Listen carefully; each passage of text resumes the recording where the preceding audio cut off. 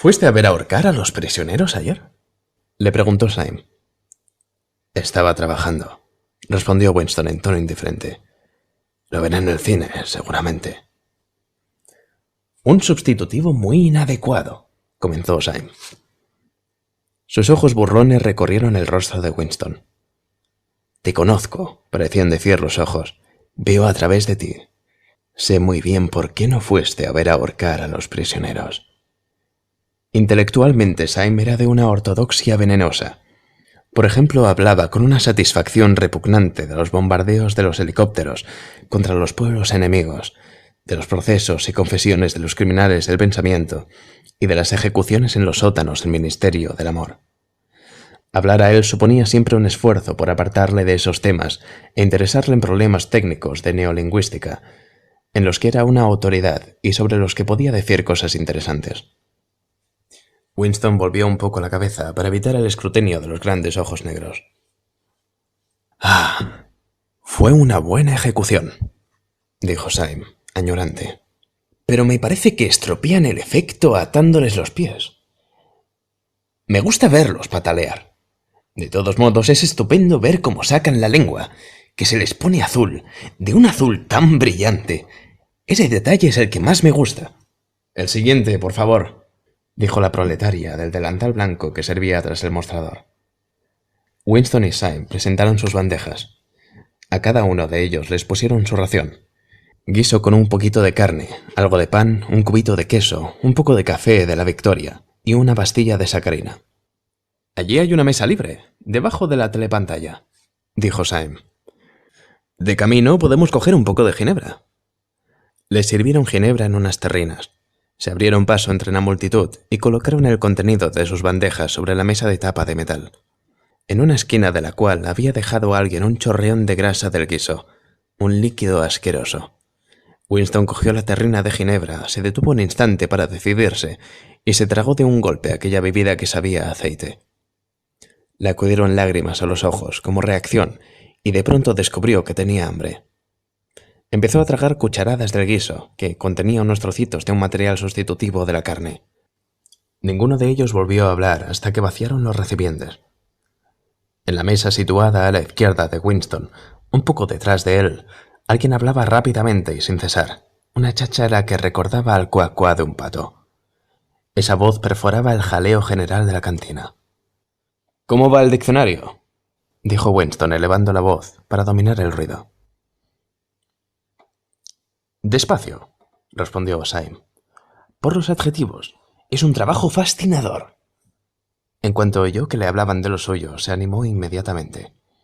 Apartó el plato de aluminio, tomó el mendrugo de pan con gesto delicado y el queso con la otra mano. Se inclinó sobre la mesa para hablar sin tener que gritar. «La 11ª edición es la definitiva», dijo.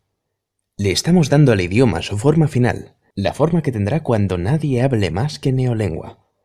Cuando terminemos nuestra labor, tendréis que empezar a aprenderlo de nuevo. Creerás, seguramente, que nuestro principal trabajo consiste en inventar nuevas palabras. Nada de eso. Lo que hacemos es destruir palabras, centenares de palabras cada día. Estamos podando el idioma para dejarlo en los huesos. De las palabras que contenga la 11ª edición, ninguna quedará anticuada antes del año 2050. Dio un hambriento bocado a su pedazo de pan y se lo tragó sin dejar de hablar con una especie de apasionamiento pedante. Se le había animado su rostro moreno y sus ojos, sin perder el aire soñador, no tenían ya su expresión burlona. La destrucción de las palabras es algo de gran hermosura. Por supuesto, las principales víctimas son los verbos y los adjetivos, pero también hay centenares de nombres de los que uno puede prescindir. No se trata solo de los sinónimos, también los antónimos. En realidad, ¿qué justificación tiene el empleo de una palabra solo porque sea lo contrario de otra? Toda palabra contiene en sí misma su contraria. Por ejemplo, tenemos bueno. Si tienes una palabra como bueno, ¿qué necesidad hay de la contraria malo? No bueno sirve exactamente igual. Mejor todavía, porque es la palabra exactamente contraria a bueno, y la otra no. Por otra parte, si quieres un reforzamiento de la palabra bueno, ¿qué sentido tienen esas confusas e inútiles palabras excelente, espléndido y otras por el estilo? Plus bueno basta para decir lo que es mejor que lo simplemente bueno, y doble plus bueno sirve perfectamente para acentuar el grado de bondad. Es el superlativo perfecto. Ya sé que usamos esas formas, pero en la versión final de la neolengua se suprimirán las demás palabras que todavía se usan como equivalentes. Al final todo lo relativo a la bondad podrá expresarse con 6 palabras. Y en realidad, una sola. ¿No te das cuenta de la belleza que hay en esto, Winston? Naturalmente la idea fue del Gran Hermano, añadió después de reflexionar un poco. Al oír nombrar al Gran Hermano, el rostro de Winston se animó automáticamente. Sin embargo, Syme descubrió inmediatamente una cierta falta de entusiasmo. «Tú no aprecias la neolengua en lo que vale», dijo Syme con tristeza. «Incluso cuando escribes, sigues pensando en la antigua lengua. He leído algunas de las cosas que has escrito para el Times. Son bastante buenas, pero no pasan de traducciones. En el fondo de tu corazón prefieres el viejo idioma con toda su vaguedad y sus inútiles matices de significado.